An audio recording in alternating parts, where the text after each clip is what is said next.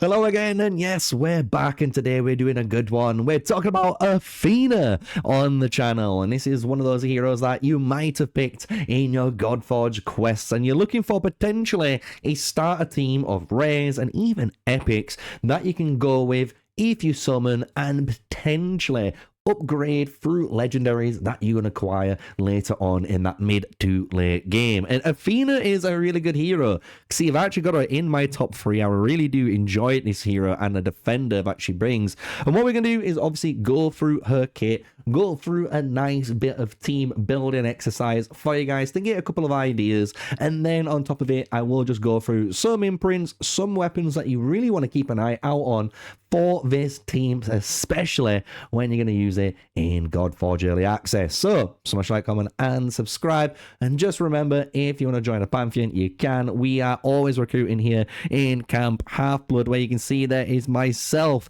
the Adventures of Adam, Bradbod, we got Urwalinski, Maizu, Korinsky, and Mason, all content creators for our Pantheon. So if you want to get a complete different opinion and a variety of info on different heroes, you're going to be able to do so. And we even have a bunch of Pantheons that you're able to obviously join, whatever your play style is.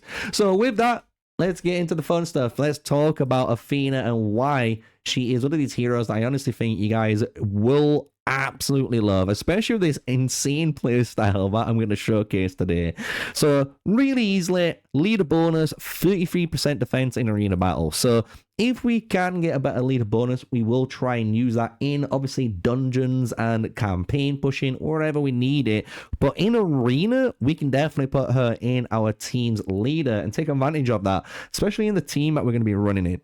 So her basic tax one enemy 220%, 120% attack, place defense up 2 on all allies for 1 turn. And this is a really powerful buff, right? Giving you, I think it's 40% extra defense stats, which is insane for the team we're going to be building around, because her core ability places a shield which is 400% defense on all allies. And this is one key fact so far.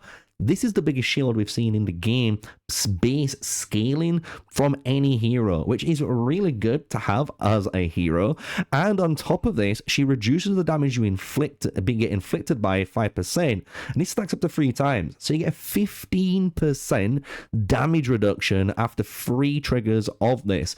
And what you're going to see, we are really going to be taking advantage of that in today's comp with the potential upgrades and what you're going to be looking for in this team. When we go for ultimate, you attack all enemies with an 80% chance to place a petrify on each target for 1 turn. And if this hero is under a shield, the petrify cannot be resisted or blocked. So this is a really powerful end game again for having just a shield equipped to you, which is really, really good. Whenever you get your divinity, it's just when hit by an enemy, so not too bad. And what I really like about this hero is, even though she's doing all of this really good defensive work already, her passive allows you to get healed. So each time an ally is attacked under a shield, heal the hero 50% of that damage inflicted to the shield. And if the shield is depleted or removed, you have a 50% chance to petrify the enemy for 1 turn as well. So we're going to really take advantage of this passive, as you're going to see in today's video, and really build a team around Athena, which is actually really cool, and again, a different playstyle that we've had today. So let's showcase it. We've got Athena with Shishi, Brynhild, and Guan Yu. And what you can kind of guess with this team, it is a complete defender-based team, apart from a little early game synergy that we can add in there too, which does help us out, which you're going to see in a moment. So we've got Athena out here doing her thing. We've got Shishi, as you guys may know from Alpha, kind of an all-star little defender.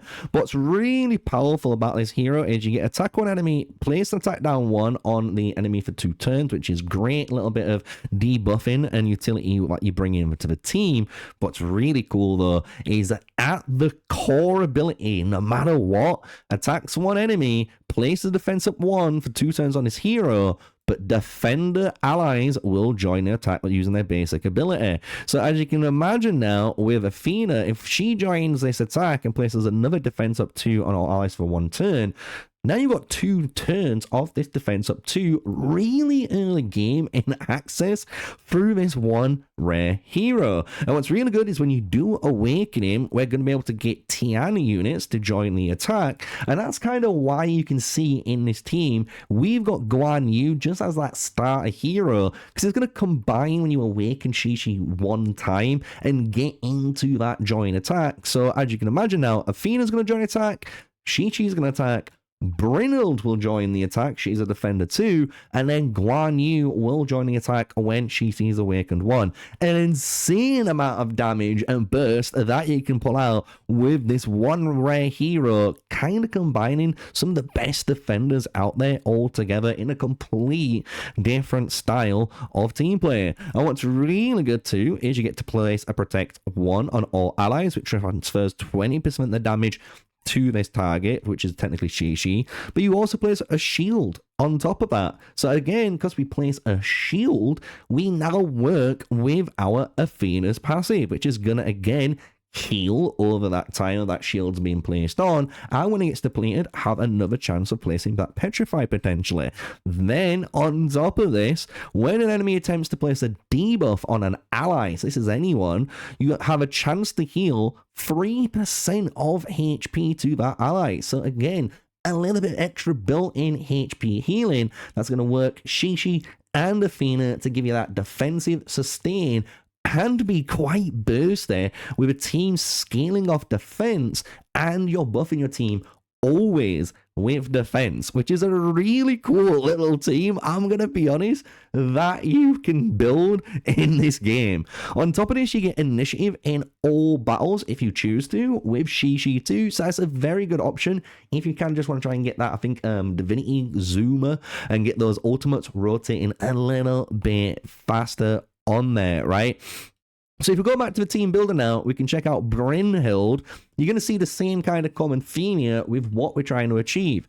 This time, this hero places an attack down 2 for 2 turns, so we can potentially just really knock down the enemies if we need to in multi instances.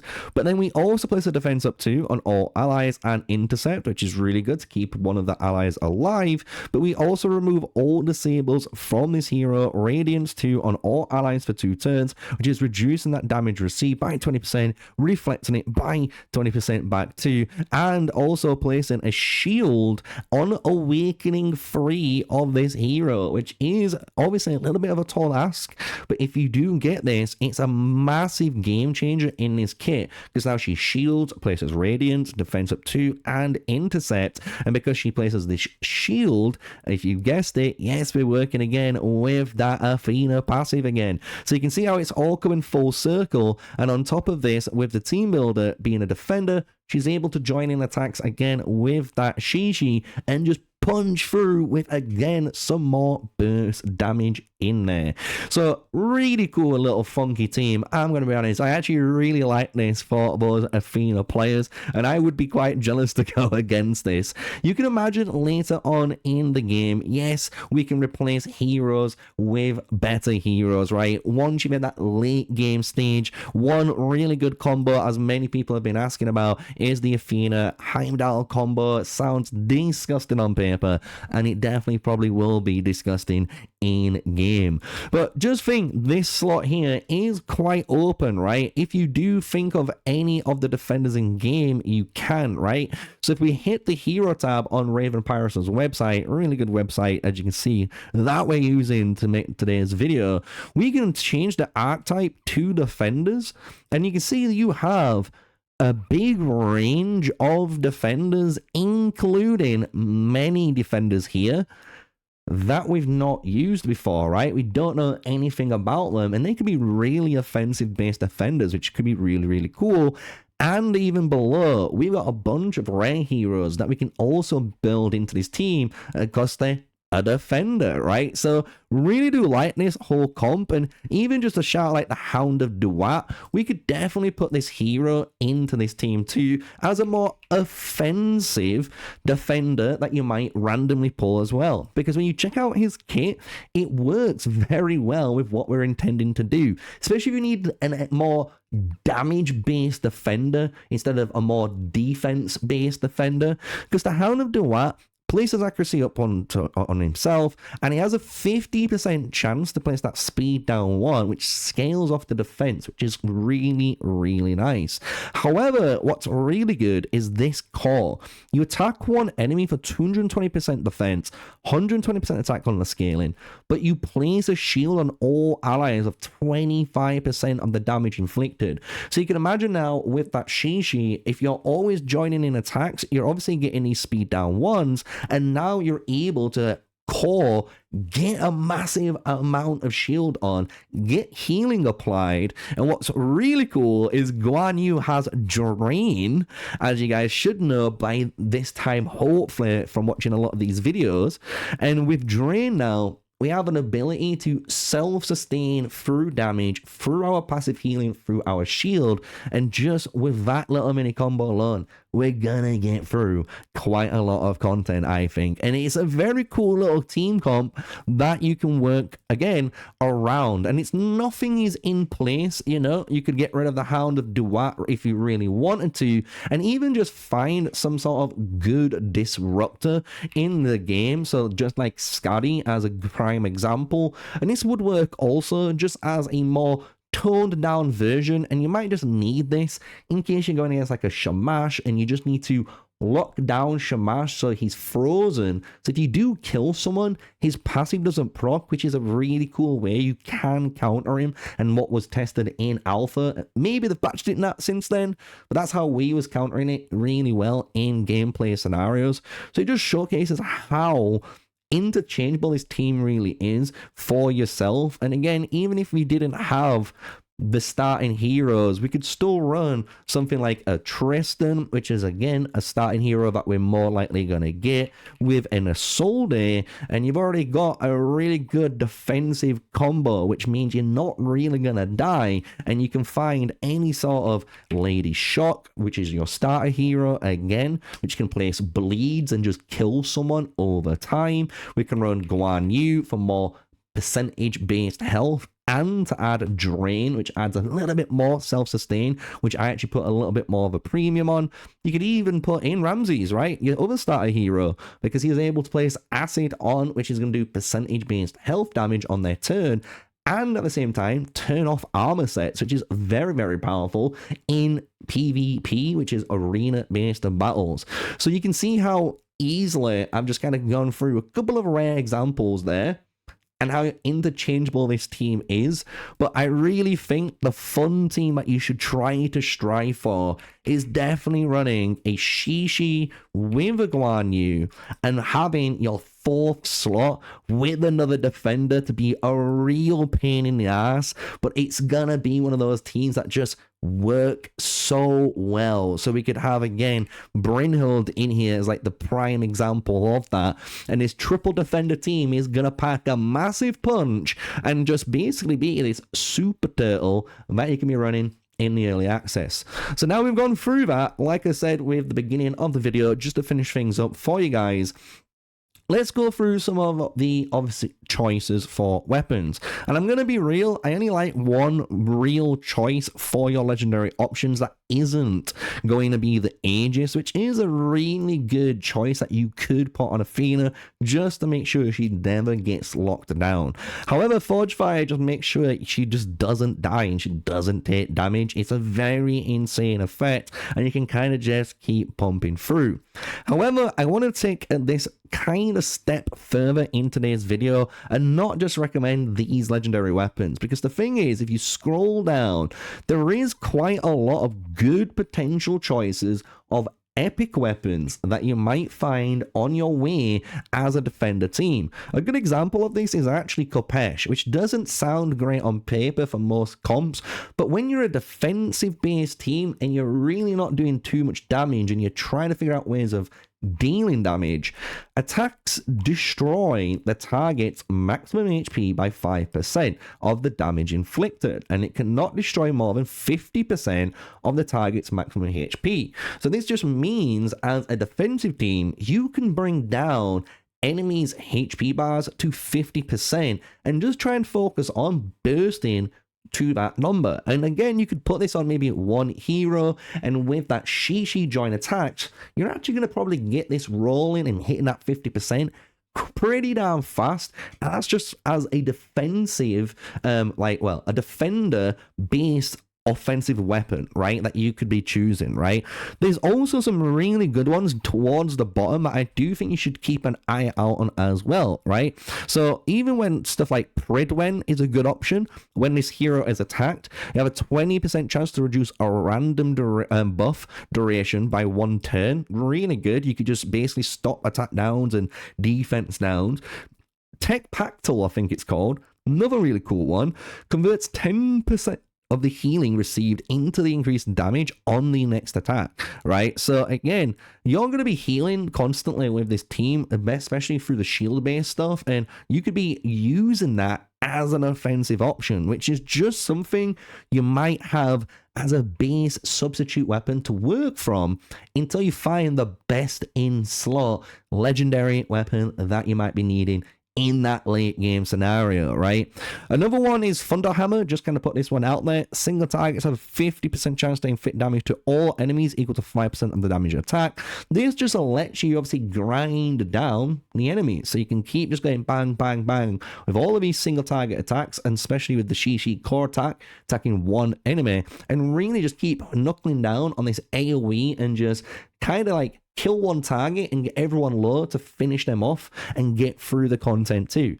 So it kind of just showcases here all the cool options just as epic weapons that you have to your disposal, right? And obviously you have these legendary weapons in game and obviously through the Godforge Quests that you'd be grabbing, but just showcasing there, you have other options. Don't think this legendary weapon that you're locking into your Godforge Quest has to be for your main defender that you've locked in, which is Athena. You could go for a support weapon, you could go for a DPS weapon, because you're still going to need a DPS no matter what in the game, and having a good DPS weapon might be the way forward for you. So just to give you guys a little bit of an idea of bouncing there for your teams.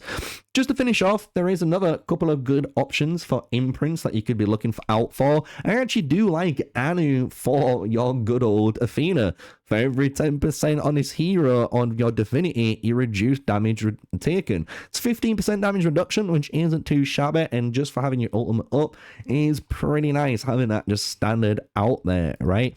Moving down, we could double stack on the Athena, but you got to remember the Athena imprint is only for an individual hero. So I don't really like doubling up on the Athena imprint. I actually think her passive is enough, and that's all you're going to need, because that's kind of the whole gimmick with this whole team. However, when we start to scroll down, having Heimdall is a really good option.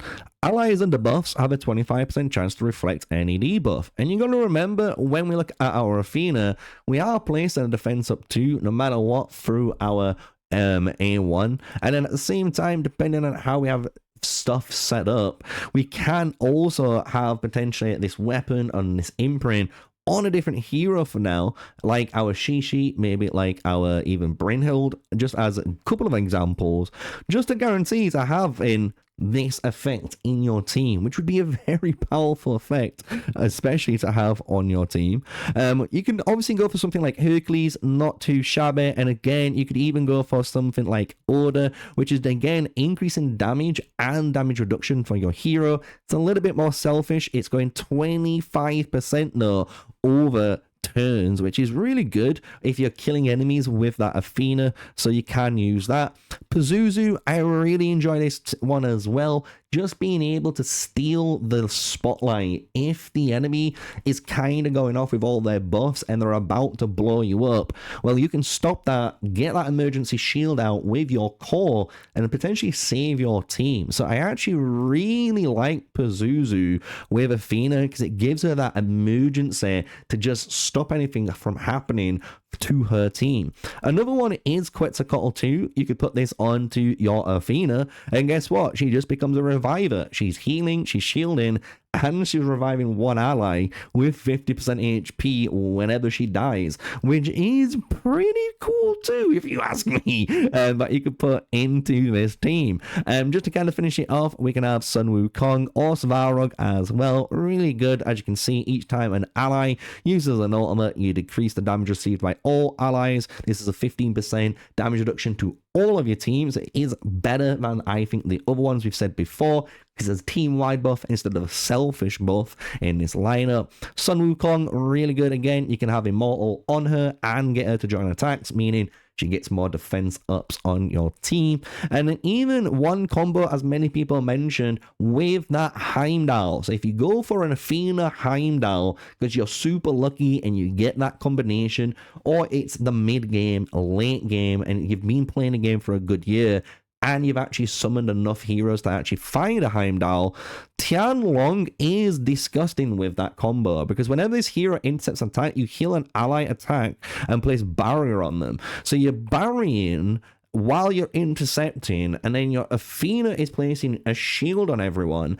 So the shield heals, the intercept heals from the Heimdall, and you're getting a barrier in return as well. It is a lot of self-sustain with just 2 defenders, and depending on what you want to run, could be a disgusting 4-man or 5-man team. So I do want to mention that because someone did mention it, and I think it's a really cool one to shout out. And the last one I do want to put in is something like a Vivian isn't too bad as well. We are going to be joining attacks, which is quite nice because of the Shishi build, but again, we get 10% increased damage on our basic, or, which would be a more better option, Ymir. Whenever this hero is attacked, you have a 25% chance to place a freeze. So we're either freezing them or we're petrifying them when that shield breaks. So you can see there's a lot of actual variety depending on what you want to choose and how you want to kind of play out your team, especially in the imprint department for your Athena.